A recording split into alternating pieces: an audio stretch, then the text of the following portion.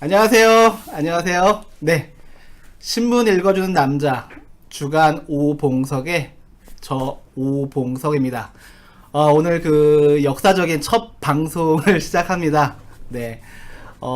낯설죠. 저도 낯설고요. 아직 어색하고 한데, 신문 읽어주는 남자, 주간 오봉석 같이 좀 저와 함께 만들어 갔으면 좋을 것 같습니다. 먼저 이 방송에 대해서 좀 설명을 좀 드릴게요. 신문 읽어주는 남자는 말 그대로 요새 그 정보는 상당히 넘쳐나잖아요. 각종 뉴스, 기사, 정보가 넘쳐나서 탈인 세상인데요. 저는 그 엄청나게 넘쳐나는 기사와 뉴스와 정보 중에서 여러분들에게 도움이 될 수 있는 맥을 좀 짚어드리고자 합니다. 맥. 우리 그 한의원 가면은 진맥들 다 짚으시죠? 예. 진맥을 해야지만 이 사람이 지금 건강 상태가 어떠한지, 어디가 아프진 않은지, 앞으로 어떻게 건강 관리를 하면 좋을지 맥을 짚듯이 신문 읽어주는 남자 주간 오봉석은요, 제가 감히 예, 뉴스와 기사의 맥을 짚어드리겠다고 약속드리겠습니다. 그러면 과연 오봉석 네가 뭔데? 네가 뭔데 감히 뉴스의 맥을 짚냐? 궁금하시죠? 네. 네, 제 소개 짧게 하겠습니다. 제가 좀 생각해 보니까 저는 옛날에 국민학교였죠. 국민학교 한 5학년 정도부터 신문을 읽었던 것 같아요. 그 당시 신문은 기억하시겠지만 다 세로 신문이었어요. 그리고 한자가 많았죠. 한자가 엄청 많았던 것 같아요. 당시는 조선일보 봤던 것 같습니다. 근데 잘 모르죠. 내용을 잘 모르지만 근데 관심이 많았어요. 그래서 그 어려운 한자 세로 신문을 읽었던 기억이 나고요. 제가 신문에 본격적으로 빠진 것은 20대, 가장 젊을 때였어요. 제가 20대에 어떻게 하다가 신문을 하루에 매일 5종의 신문을 매일 봤습니다. 여기서 매일 본다 하는 것은 대충 훑어본다는 뜻이 아니에요. 1면부터 마지막 면까지 광고 빼고 모든 활자를 다 읽었어요. 5개의 신문을. 그 당시 제 기억으로는 뭐 조선, 중앙, 동아일보를 기본으로 하고 한겨레 그 당시 경향 뭐 이 정도 이게 한 5종의 신문을 받고 뭐 플러스 알파 정도를 봤던 때가 20대였습니다. 그러면서 신문을 제가 이렇게 하루에 한 3시간 정도씩 봤어요. 신문만. 엄청나죠. 그런 시기가 있었어요. 그러다 보니까 저에게 도움이 많이 되더라고요. 이후에 이 세상을 바라보는 눈이 트이고요. 이제 복잡한 세상에서 잠깐만 지금 이 사건이 왜 발생했지? 저 뉴스가 의미한 건 뭐지? 잠깐만 조선일보는 왜 이렇게 보도하고 한겨레는 왜 이렇게 보도하지? 거기에서 제가 그동안 그 쌓았던 내공이 좀 빛을 발한 순간이 있었습니다. 언제였을까요? 모르겠어요. 2번 있었어요. 제가 뭐 감히 자랑하겠습니다. 네, 감히 자랑하자면 박근혜 대통령이 가장 권력의 정점에 있을 때가 있었어요. 그때가 언제였냐면 2013년, 14년 정도였던 걸로 기억하거든요. 그 당시에 제가 뭐 우스갯소리가 아니고 정말로 저는 진심으로 진지하게 이야기를 했죠. 네, 박근혜 대통령 임기 마칠 수 없다. 고 저는 단정적으로 얘기를 했었습니다. 그리고 주변 사람들과 이 단정적인 이야기 당시 했을 때 말도 안 되는 얘기하지 마라 하고 했었거든요. 하지만 다 아시는 바와 같이 네, 박근혜 대통령은 네 반갑습니다. 예예. 신문을 3시간 네네네 신문을 20대 아이고 설명해야겠구나.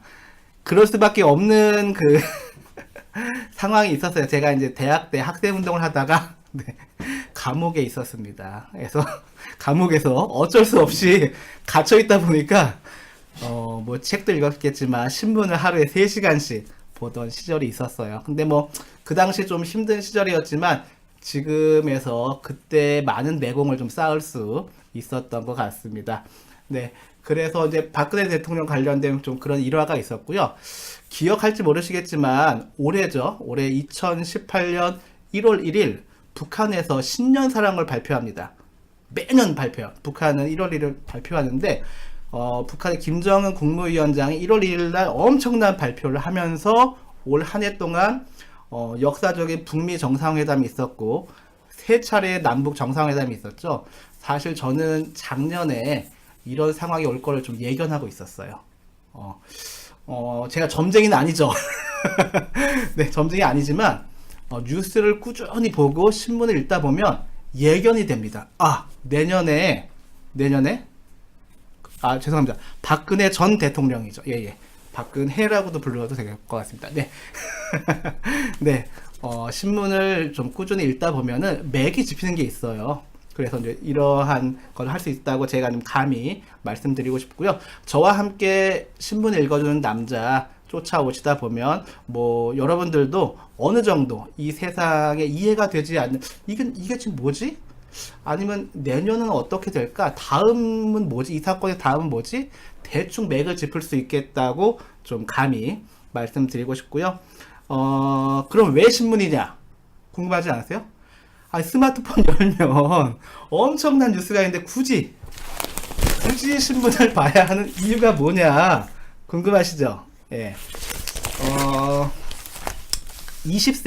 지난 20세기에 많은 언론학자들의 엄청난 논쟁이 있었어요.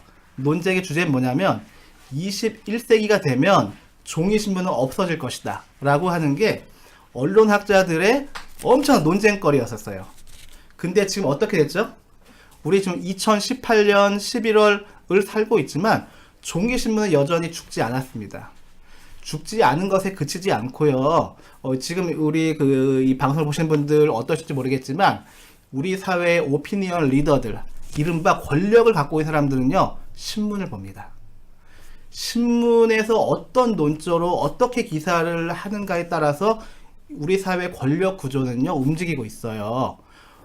그게 매우 중요합니다. 우리 같이 돈을 이렇게 많이 벌지는 못하고 권력은 없으나, 하지만 이 사회의 촛불 시민으로서 참여하고 싶다라고 하는 마음이 있으신 분들은 이 사회 권력자들이 어디를 바라보고 있고 권력과 돈을 가진 사람들이 무엇을 향하고 있는지를 좀 알 필요가 있어요.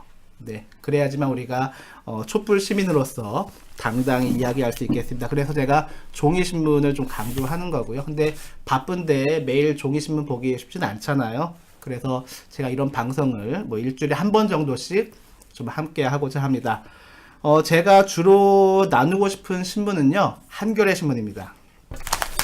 한겨레 신문 짠! 한겨레 신문 본 적 있으신가요? 네네네. 제가 주로 볼 주 텍스트는 한겨레 신문이고요. 여기에다가 이제 경향신문, 그리고 한겨레 20일 주간지 있죠? 뭐 시사인과 같은 주간지들을 좀 보조 교재식으로 텍스트로 함께 보고자 합니다. 반면에요, 조선일보, 중앙일보, 동아일보, 우리가 흔히 이야기하는 조중동은 비판적 입장에서 좀 분석해 보고자 해요. 이렇게 질문하실 수 있을 것 같아요. 중앙일보 좀 달라지지 않았냐? 아니, 우리 존경하는 우리 손석희 사장님께서 JTBC도 이렇게 뉴스룸 방송하고 있는데 중앙일보는 달라지지 않았냐고 오해하시는 분들이 많으세요. 중앙일보 보시면 그 말씀 들어갑니다. 네. 중앙일보를 보세요. 안 보신 분들이 그런 얘기 하시거든요. JTBC와 중앙일보는 다릅니다. 제가 보기에는 제 견지예요. 중앙일보가 JTBC는 상업적으로 저는 좀 성공시켰다고 생각이 들고요. 하지만 중앙일보의 논조는 바뀌지 않았어요. 뭐 조선일보나 동아일보와 뭐 거기서 그 정도 수준에서 예전에 조중동에서 그닥 달라지지 않았어요. 매우 안타깝지만. 그러면 끝으로 조선일보는 뭐냐? 조선일보 정말 매우 안타까운 신문이죠. 조선일보를 제가 안타깝게 생각하는 여러 이유가 있는데 방송 보시는 분들 예측하시겠지만 왜곡 보도에 대해서는 너무나 많은 사례가 있습니다. 그보다 저는 더 안타까운 것은 조선일보는 끊임없이 한국 사회를 분열시킵니다. 조선일보가 생존할 수 있는 근본에는요, 이 사회가 분열되어야 하는 게 있어요. 누군가를 끊임없이 적으로 만듭니다. 증오하게 만들어요. 누구죠? 북한을. 예, 북한을 끊임없이 증오하게 만듭니다. 그러다가 이제 그 논리가 좀 안 되니까 사회적 약자들, 한동안 전교조였죠, 민주노총이었죠, 뭐 최근에 뭐 동성애 등등등으로까지 퍼져 나가는 조선일보에 대해서 매우 좀 안타깝게 생각을 하고 있습니다. 이러한 생각으로 제가 이제 주간 오봉석 여러분과 이제 함께 하고자 하고요. 오늘 그 첫 번째 입니다. 오늘 2018년 11월 22일 목요일 지금 저녁 10시 3분 지나고 있는데요. 첫 번째로 여러분과 함께 하고자 하는 신문은요. 좀 익숙하지 않으시죠? 이렇게 신문 보시는 게 네. 익숙하지 않을 텐데요. 한겨레 신문 오늘자 신문으로부터 이야기 시작하겠습니다. 네. 한겨레 신문 11월 22일자 일면에 좀 몇몇 기사가 나왔는데요. 신문에서는요, 또 중요한 게 신문의 편집을 보는 게 매우 중요합니다. 우리가 스마트폰으로 보는 기사의 한계는 뭐냐면 편집을 읽을 수가 없어요. 단순 정보죠. 하지만 신문을 보게 되면 편집을 볼 수 있습니다. 편집을 본다는 것은 이 신문사가 지금 오늘 어떤 방향으로 한국 사회를 바라보고 있는지, 무엇을 이야기하고 싶은지를 대략적으로 알 수가 있습니다. 한겨레는요, 오늘 그 한 3가지 정도의 일면 머리 기사를 실었는데, 제가 이 중에서 관심 있는 것을 좀 소개해 드릴게요. 정부 화해치유재단 설립 허가 취소 공식 발표라는 제목으로요, 일면 하단에 기사가 나왔습니다. 이게 무슨 말인가 볼까요? 정부가 일본과의 2015년 12월 28일 위안부 합의에 따라 설립된 화해치유재단의 해산을 21일 어제죠, 공식 발표했다고 합니다. 피해자 중심주의를 고려하지 않은 부실 합의로 비판받아온 위안부 합의는 사실상 효력 정지 상태에 들어갔다고 볼 수 있겠습니다. 일본 정부로부터 받은 재단 기금 10억엔 가운데 생존 피해자와 사망 피해자 유족 일부에게 지급한 치유금 등을 뺀 잔여 기금 약 58억 원에 대해선 청산 절차를 밟는 과정에서 위안부 피해자 관련 단체 의견 수렴에 처리 방안을 마련하겠다고 발표했습니다. 아시다시피 지난 박근혜 정권에서 엄청난 일들이 있었는데 우리 국민의 분노를 가장 많이 샀던 내용 중에 하나죠. 네, 감히 위안부 할머니들과 한마디 상의도 없이 일본과 무슨 돈으로 정권의 유지를 위해서 합의했던 것이 오늘에 와서야 설립 허가 취소를 공식 발표했다고 하는 것이 한겨레 일면 하단에 오늘자의 기사로 나왔습니다. 두 번째로 제가 여러분들과 오늘 나누고 싶은 기사는요, 한겨레 신문 6면에 있는 것입니다. 네, 6면에 보면요, 요즘 가장 뜨겁게 뉴스를 달구고 있죠. 블랙리스트 판사 양승태가 직접 체크 표시해서 인사 조처했다. 양승태, 요즘 뜨겁습니다. 검찰 2014년에서 16년 문건을 확보했다고 합니다. 인사 불이익 여부를 2개 안으로 올렸대요. 그러면 양승태 전 대법원장이 펜으로 최종 결정했다고 합니다. 기사 잠깐 읽어드릴게요. 양승태 대법원의 비판적인 목소리를 내다 이른바 블랙리스트에 오른 판사들에게 가해진 인사불이익은 양승태 전 대법원장이 직접 펜을 들어 결정한 것으로 확인됐다고 합니다. 법원 행정처가 1. 불이익을 주는 방안, 2. 주지 않는 방안, 2개의 안을 담은 문건을 양승태 대법원에게 보고하면 양승태 대법원장이 불이익 방안에 볼펜으로 V 표시를 해서 결정했다는 것입니다. 엊그제 그 수능이 있었죠. 수능은 오지선다형이죠. 양승태 전 대법원장은 이지선다형. 이거 웃긴 말이네요. 불이익을 줄 거냐 안 줄 거냐 이를 볼펜으로 체크하는 둘 중에 하나를 결정하는 했다고 합니다. 한겨레에서 취재해 보니까 사법농단 사건을 수사하는 검찰이 행정처에서 압수한 물을 야기한 법과 인사조치 보고 문건에 이러한 내용이 담겨 있었다고 해요. 현재 양승태 대법원이 이렇게 이른바 블랙리스트로 한 판사 10여 명 정도로 현재 파악이 되고 있다고 합니다. 네, 정말 할 말이 없죠. 네, 할 말이 없습니다. 뭐 양승태 전 대법원장 자기는 절대 그런 일이 없다고 발뺌을 했는데, 네, 무슨 뭐 수능도 아니고 직접 자신의 볼펜으로 체크해서 이 판사에게 불이익을 줄 건지 안 줄 건지까지를 직접 체크했다고 합니다. 오늘 11월 22일 목요일, 네, 한겨레신문 8면 하단 기사예요. 네, 오늘 썸네일의 제목으로 나간 것 같습니다. 박용진 3법, 네, 국회 통과 합의라고 오늘 나갔는데요. 그 관련 기사입니다. 제목을 이렇게 뽑았네요. 채용 비리 국조 수용으로 국회 정상화, 유치원법, 윤창호법, 정기국회안 처리. 무슨 내용인가 한번 볼까요? 그동안 자유한국당, 바른미래당 등 야당의 보이콧으로 멈췄던 저 이거 한겨레 기사 약간 마음에 안 들어요. 야당의 보이콧 일부라고 좀 써주십시오. 마치 야당 전체가 매도되는 것 같잖아요, 그죠? 일부 야당. 한겨레 혹시 누구 보시는 분 계시면 수정 부탁합니다. 야당의 보이콧으로 멈췄던 국회가 21일 파행 엿새 만에 정상화됐다고 합니다. 야당이 요구한 서울교통공사 채용비리 의혹 등에 대한 국회 국정조사를 여당 더불어민주당이 수용하면서 대치 상황이 풀렸다고 하죠. 여야는 또 중요합니다. 사립유치원 관련법을 이번 정기국회에 처리하기로 합의했다고 합니다. 또한 비교섭단체 포함 여부와 정당별 인원 배분 문제로 갈등을 빚었던 국회 예산결산특별위 소위원회는 민주당 7명, 자유한국당 6명, 바른미래당 2명, 그리고 비교섭단체 1명으로 구성하기로 했다고 합니다. 근데요, 국정조사 범위가 좀 재밌습니다.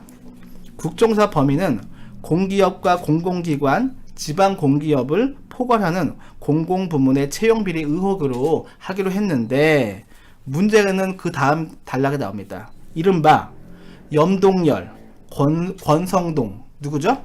자유한국당 의원의 강원랜드 취업 청탁이 국정조사 대상인지를 두고 여야가 해석이 엇갈려 공방이 예상된다고 합니다. 봅시다.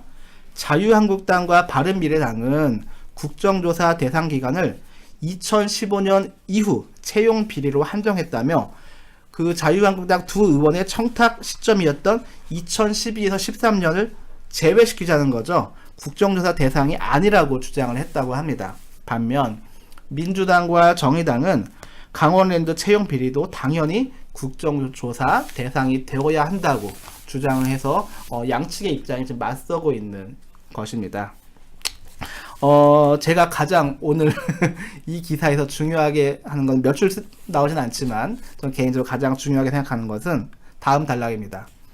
여야는 이날 사립유치원 관련법과 사립유치원 관련법, 음주운전자 처벌을 위한 이른바 윤창호법 등을 이번 정기국회에서 처리하기로 합의했다고 합니다. 박용진 3법이 뭐죠?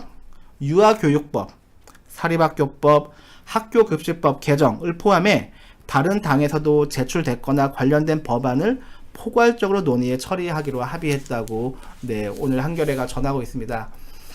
많이들 분노하셨을 텐데요. 우리 더불어민주당의 박용진 의원께서 폭로하신 사립유치원의 엄청난 비리, 유치원의 교비로, 네, 말도 안 되는 일이죠. 네, 성인용품을 사고 명품백을 사고 이런 어마어마한 비리가 발표가 되면서 국민적 분노를 샀잖아요.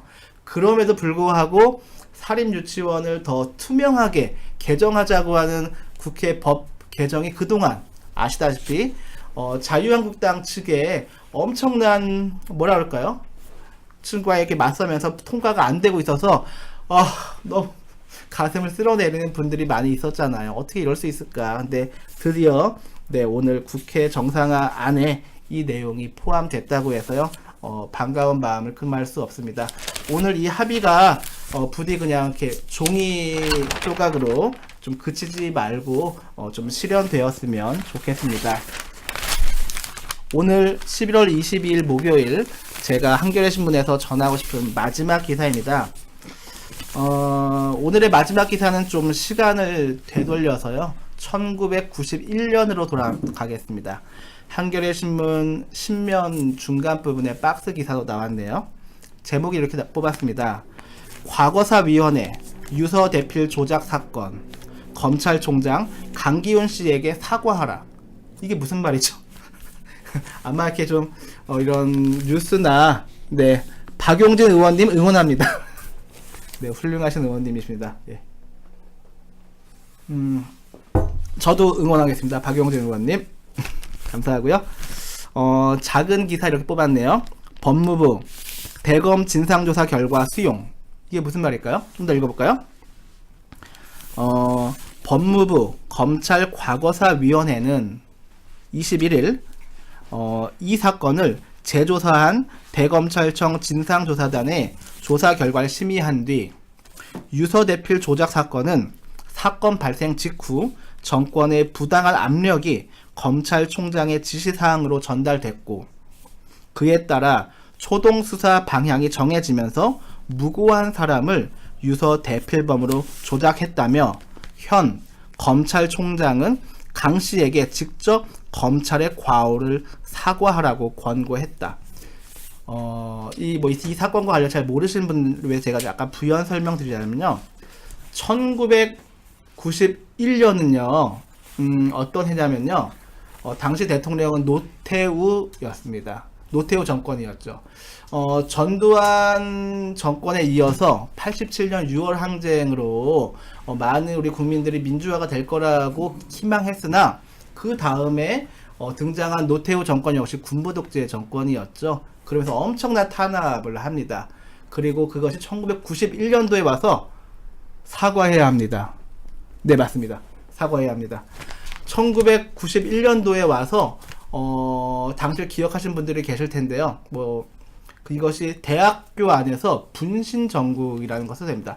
대학생을 중심으로 해서 자신의 목숨을 던지면서 노태우 독재 정권에 온몸으로서 항의하는 일이 1991년도에 계속 이렇게 발생을 했습니다.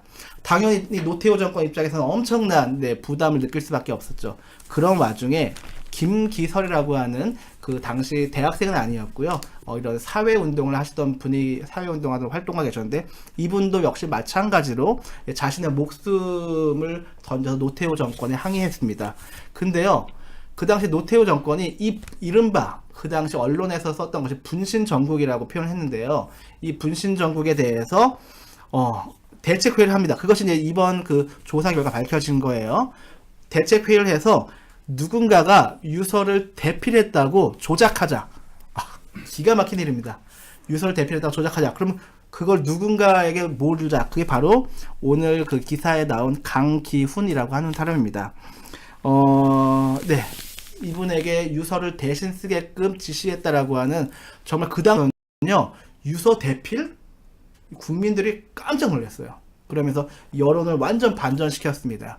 그러면서 강기훈 씨가 너무나 오랜 시간 동안 무고하게 옥살이를 했었습니다. 그것이 1991년의 일이었고요. 오늘 2018년 11월 22일자 한겨레신문 기사에서 과거사위원회가 유서 대필, 이른바 유서 대필 조작 사건에 대해서 현 검찰총장이 강기훈 씨에게 공식 사과하라고 오늘 그런 것이 기사에 나왔습니다. 매우 늦었지만 지금이라도 이러한 발표가 나온 것에 대해서 환영을 하고요. 앞으로 우리 역사가 이번 그 유서 대필 조작 사건처럼 다시는 되풀이되지 않도록 우리가 두 눈 부릅뜨고 좀 지켜봐야 될 것 같습니다. 이상으로 오늘자 한겨레 신문 관련된 기사는 제가 전하고 싶은 내용은 전했고요. 이번 주에 나왔었던 내용 중에 제가 그 사설이나 칼럼과 같은 것들 중에 한두 편 정도씩을 좀 소개해 드리고자 합니다. 여러분 그 사설이 매우 중요합니다. 기사는요, 마치 팩트 전달만 하는 것처럼 하잖아요. 사설은 그 신문사에서 솔직하게 자기 의견을 표출해요. 하기 때문에 사설을 읽으면 이 신문사가 어떤 방향으로 기사를 전개하려고 하는구나 하는 것을 읽을 수가 있어요. 그래서 좀 바쁘시겠지만 사설 같은 게 혹시 틈이 되시면 조금이라도 읽어보시면 도움이 될 것 같고요. 오늘 제가 한겨레에서 읽고 싶은 건요, 어제입니다. 11월 21일자 26면 오피니언란에 나온 하종강 칼럼을 좀 소개해 드릴게요. 하종강 누군지 잘 모르시죠? 아신다고요? 네, 알겠습니다. 예, 성공회 대학교의 네, 노동 아카데미 주임 교수님이시고요. 노동 문제와 관련돼서 칼럼을 쓰시고 강의 다니시고 노동 파트에서는 좀 유명하신 선생님이세요. 하종강 칼럼 제목 이렇게 뽑았습니다. 탄력 근로제가 나쁜 이유. 일정 기간에 집중적으로 일을 몰아서 하는 것을 이른바 탄력 근로라고 하죠. 네. 우리나라가 하루 기준 노동시간을 8시간으로 규정하고 주간 노동시간을 40시간으로 정한 것은 그 이상의 노동은 우리 몸에 신체 무리가 가게 하고 삶의 질을 떨어뜨리는 요인이 된다고 본다는 것입니다. 근데 하루 2시간의 연장 근로를 가능하게 하고 주 52시간까지 일할 수 있도록 규정했고 연장 근로에 대해서는 0.5배의 수당을 추가 지급하도록 기업에 부담을 지우는 규정을 왜 만들었을까요? 역시 가능한 한 연장 근로를 하지 않는 것이 바람직하다는 취지입니다. 그런데요, 탄력 근로제란 위와 같은 기준을 무시하고 특정한 날에 집중적으로 초과 노동을 시키더라도 일정 기간 동안 평균 노동시간이 기준을 초과하지 않으면 첫날이라 물 한 모금 마시고 갈게요. 제가 목소리 너무 크게 했나요? 작게 해도 되죠? 네. 연장 근로수당을 지급하지 않아도 되도록 기업의 부담을 없애주는 제도라고 합니다. 그 기간이 최대 3개월인 현행 탄력 근로제에서도 6주 연속 최대 64시간까지 노동자에게 일을 시킬 수 있다고 해요. 근데 그 기간을 1년으로 확대하면요, 26주 동안 80시간을 합법적으로 일을 시킬 수 있다는 계산이 나와요. 봅시다. 노동자가 과로사하기에 충분한 노동시간이 가능하다는 뜻입니다. 노동자들을 생과 사의 갈림길에 놓이도록 만드는 탄력 근로제 기간 확대 시도에 노동자들이 당연히 반대할 수밖에 없겠지요. 연간 노동시간이 1300에서 1700시간대인 선진국과 죄송합니다. 2071시간인 한국에서 탄력 근로제를 동일한 기준으로 적용할 수는 없겠습니다. 안락한 삶의 추구가 아니라 삶과 죽음의 문제에 탄력 근로제 기간 확대에 노동자들이 반대하는 것은 당연하다라고 오늘 하종강 칼럼에서는 어제죠. 탄력 근로제가 나쁜 이유라는 제목으로 칼럼을 썼습니다. 탄력 근로제, 현 문재인 정부에서 노동 정책 중에 현재 가장 뜨겁죠. 그래서 민주노총을 비롯한 노동계가 총파업까지 벌일 정도로 지금 탄력 근로제가 노동계에서 뜨거운 쟁점으로 벌어지고 있습니다. 좀 이 관련돼서 관심 있게 함께 지켜보면 좋을 것 같습니다. 제가 오늘 처음 방송을 하다 보니까 목소리를 너무 크게 한 것 같아요. 그죠? 아닌데. 괜찮습니까? 네. 네네. 벌써 마지막 코너입니다. 괜찮습니다. 네네. 벌써 마지막 코너이고요. 한 주 동안에 한겨레에 실렸던 만평 중에서 제가 좀 여러분에게 소개하고 싶은 2주의 만평, 이번 주의 만평은 바로 이것입니다. 오늘 제목과 연관되어 있는데요. 그림을 보면 놀이터에서 유치원 아이들이 유치원 원복을 입고 놀고 있어요. 그죠? 서 있는 두 친구들 표정이 안 좋네요. 한 친구는 명찰에 한국당, 한 친구는 한유총, 한국유치원 총연합회의 줄임말이죠. 을 쓰고 팔짱을 끼고 있네요. 이걸 바라보는 그 유치원 친구가, 야, 한국당, 한유총, 너희 둘이 가족이야? 라고 묻습니다. 그러자 팔짱을 끼고 있던 한국당 친구가 야, 그럼 너 유치에서 유치원 다니냐? 라고 대묻죠. 수준 점점점점점. 수준 다음에 어떤 말이 들어올지 여러분들 지금 댓글로 올려주시면 좋을 것 같습니다. 저는 제가 좋아하는 개그 코드예요. 네, 아재 개그. 이 만평 보고 빵 터졌는데요. 지난 한 주 동안의 여러 만평 중에서 유치원, 사립 유치원 그런 비리와 관련돼서 가장 집약적으로 그려낸 만평이 아닌가 싶고요. 글쎄 뭐 이 만평의 효과였을까요? 그것까지 정확히 모르겠지만 아까 제가 설명해 드렸듯이 국회에서 여와 야가 이 사립 유치원 이른바 박용진 3법을 포함해서 처리하기로 합의했다고 하는 좀 반가운 소식 오늘 전하게 되었습니다. 네, 벌써 시간이 10시 23분입니다. 네, 오늘 첫 방송이어서 이런 식으로 이제 진행될 거라고 좀 알려드리고 싶고요. 가능한 매주 주간 오봉석 신문 읽어주는 남자 여러분과 함께 오늘과 같은 방식으로 한 주 동안의 뉴스와 기사의 맥을 짚어드리고요. 여러분들에게 이 한국 사회의 방향에 대해서 전망을 좀 그리시는데 도움을 되는 주간 오봉석이 되도록 노력하겠고요. 큰 성원과 네, 박수 부탁드리겠습니다. 그럼 이상 마치겠습니다. 감사합니다. 감사합니다. 끝난 건가요? 아, 감사합니다.